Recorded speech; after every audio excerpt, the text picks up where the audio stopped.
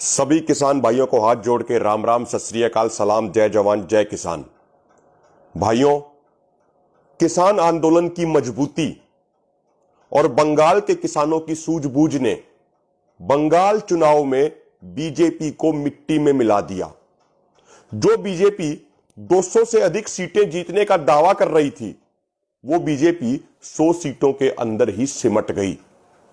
तो सबसे पहले जो किसान आंदोलन ने ये मजबूती दिखाई और बंगाल के किसानों ने जो ये सूझबूझ दिखाई, जिसके कारण बीजेपी की हार और किसानों की जीत हुई, उसके लिए मैं देश के करोड़ों किसानों को धन्यवाद कहना चाहता हूं और देश के करोड़ों किसानों को बधाई देना चाहता हूं।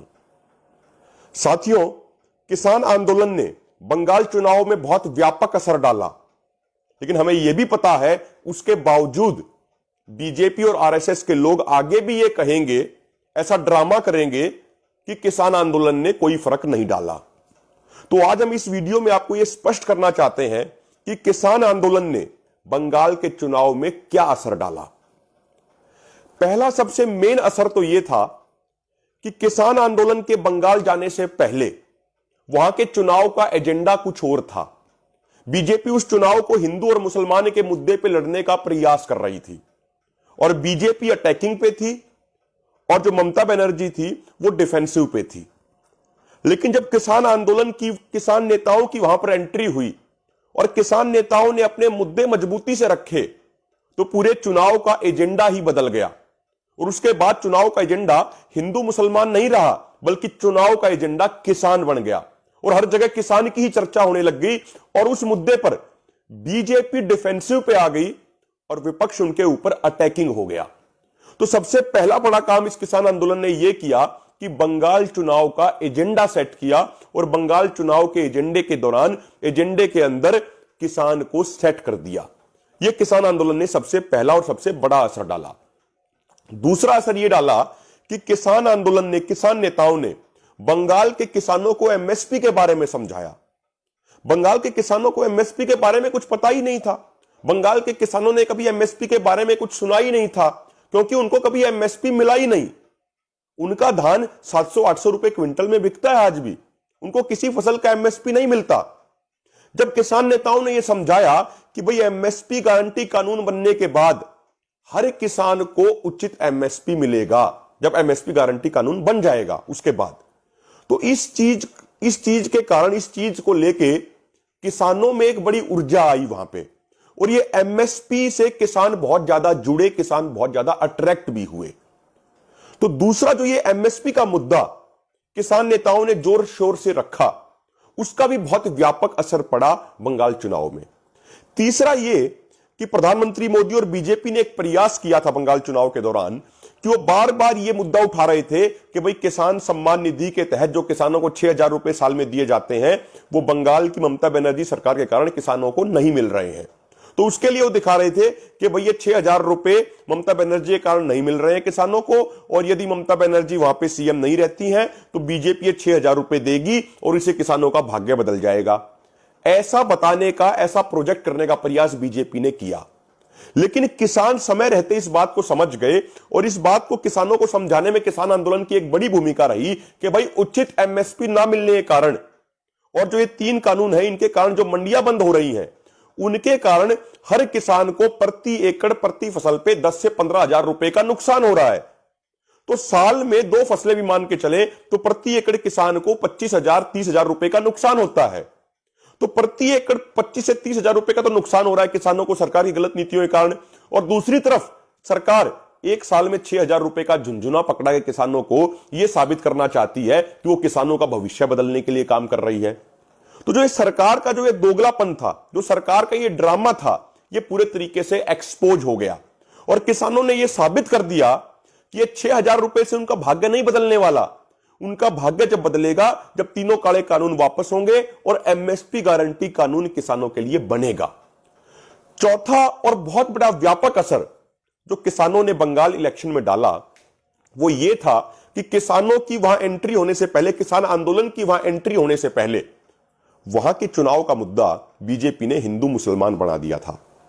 लेकिन किसान आंदोलन, किसान नेताओं के वहां जाने के बाद किसान उस चुनाव का मुख्य एजेंडा बन गया।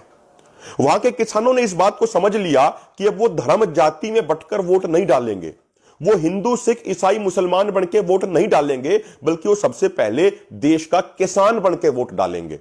और एक ये बहुत बड़ी शुरुआत है कि हमारी राजनीति में, हमारे देश की राजनीति में बहुत बड़ा बदलाव भी है कि अब हमारे देश का, और इस आंदोलन की सबसे बड़ी कामयाबी भी है अब तक की, कि अब देश का किसान, जवान, नौजवान वो धर्म और जाति में बंटकर वोट नहीं डाल रहा है और ना ही डालना चाहता है।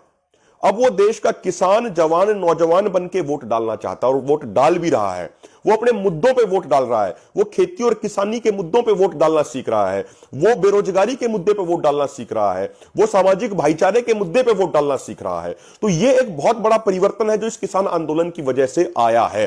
अब लोग धर्म और जाति से ऊपर उठ के किसान, जवान, नौजवान बन के अब वो वोट डाल रहे हैं। ये एक बहुत बड़ी कामयाबी है इस आंदोलन की। और एक और बात हम ये कहना चाहते हैं, जिस तरीके से बंगाल में तो अभी किसान आंदोलन ने अपनी शुरुआत की है एक तरीके से कि बीजेपी को मिट्टी में मिला दिया।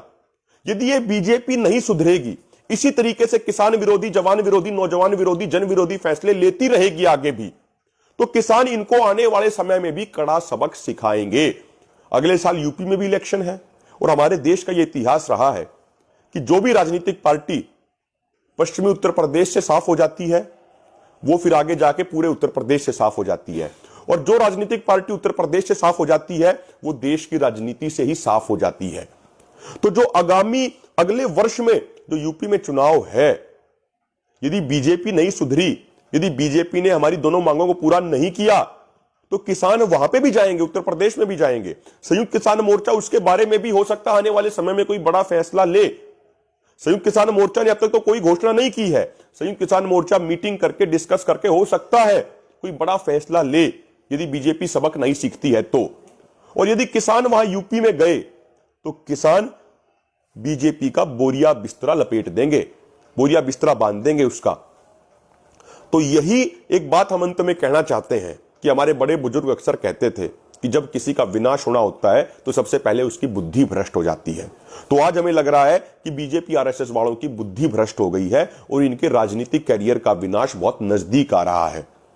ये इस किसान कौम से जितना टकराने का प्रयास करेंगे, ये इस किसान कौम को जितना अपमानित करने का प्रयास करेंगे, ये किसान कौम 10 गुना ज्यादा ताकत लगा के इनको जवाब देगी और मुंह तोड़ जवाब देगी। क्योंकि हमारा इतिहास ये रहा है, बड़े बड़े क्रूर तानाशाहों ने हमसे टकराने का प्रयास किया, हमारी किसान कौम को अपमानित और हराने का प्रयास किया, लेकिन ये किसान कौम ना तो कभी हारी, ना कभी पीछे हटी, ना दबी, ना डरी। ये किसान कौम सिर्फ एक चीज जानती है और वह आगे बढ़ना और आगे बढ़ के जवाब देना।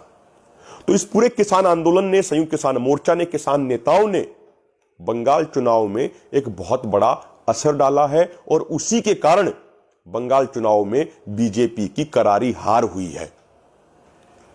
आपने हमें सुना, उसके लिए धन्यवाद। अंत में यह निवेदन करते हैं कि जो ये किसान एकता मोर्चा का पेज है, ये एक वॉलंटियर टीम है जो चला रही है। किसानों की, देश के करोड़ों किसानों की आवाज है जो इस आवाज को दुनिया के कोने कोने में पहुंचा रही है। तो आप इस पेज को अधिक से अधिक लाइक करें, अधिक से अधिक शेयर करें, अधिक से अधिक वीडियो को आगे भी फॉरवर्ड करें। जय जवान, जय किसान, जय भारत।